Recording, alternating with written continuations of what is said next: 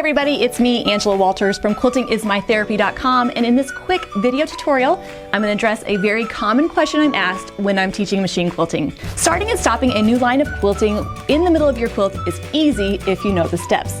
In this video, I'm going to show you how to do that and give you some practical tips on how to hide your starts and stops. Once I'm ready to start machine quilting, I've got my quilt sandwich ready, I have my free motion foot on. My next step is going to be to reposition the quilt where I want to start my line of quilting. To help hide my starts and stops, I like to find a seam or maybe a busier fabric to do that. But I'm going to position that point directly under my needle. Now, if I just start quilting from this point, the bottom thread will create a thread nest on the back of the quilt, which isn't ideal. Not the end of the world, but not ideal. So what I'm going to do is use my top thread to pull the bobbin thread up to the top.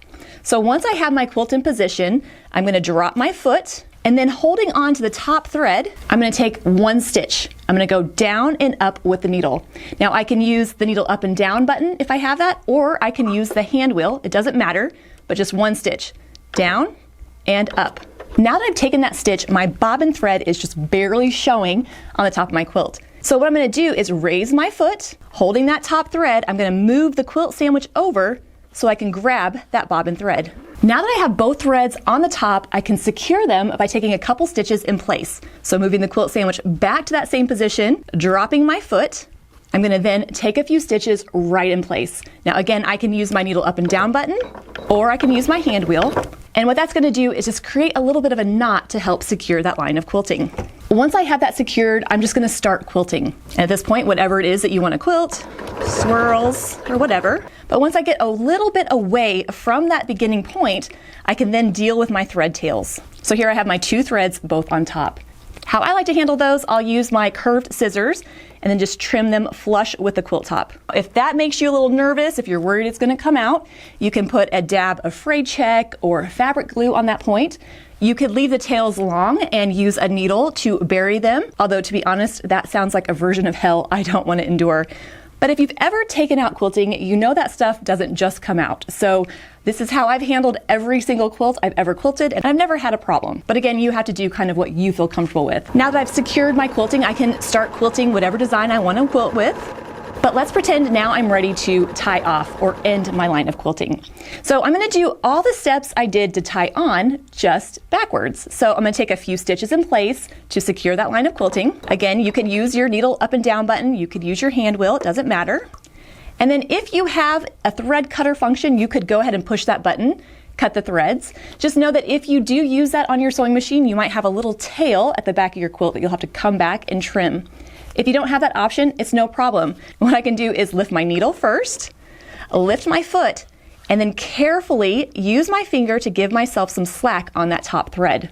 Now that I have some slack on that thread, I can move the sandwich over just a little bit, like this. Now it's still secured on the top and bottom, and what I can do is use my finger to grab that top thread. Now once I have a hold of that top thread, I'm going to move the quilt sandwich back over in place and take one stitch down and up to grab that bobbin thread. So down and up.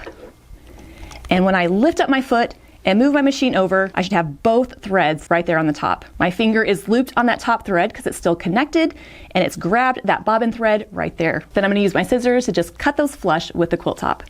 Of course, again, if you wanted to, you could leave yourself those tails and use a needle and thread to bury them if you'd like. And then once I've done that, I'm ready to move on and start a new line of quilting somewhere else. One way that I know I've done this correctly is I should come away with one little piece of the bobbin thread. If I have one little piece of the bobbin thread, that means I've cut the bobbin thread, I've secured the top, and now I'm ready to move on. But what happens if you can't tie off? For instance, let's say your thread breaks or your bobbin runs out. Here's how I like to handle that. So again, let's see how I'm going to tie on, holding that top thread, needle down and up, raise my foot, grab that bobbin thread. Now that I have them both on the top, I can go back in position and take a few stitches in place. And starting to quilt. Now let's pretend, like it always seems to happen, the bobbin thread runs out or my thread breaks. What I'm going to do is just cut my thread, my top or my bottom, whatever I need to do. And what I have here is a line of quilting that's not really secured. It doesn't have a few stitches to hold it in place. So what I'm going to do is first fix whatever problem I've had. I'll change the bobbin, I'll fix the thread, change the needle, whatever I need to do.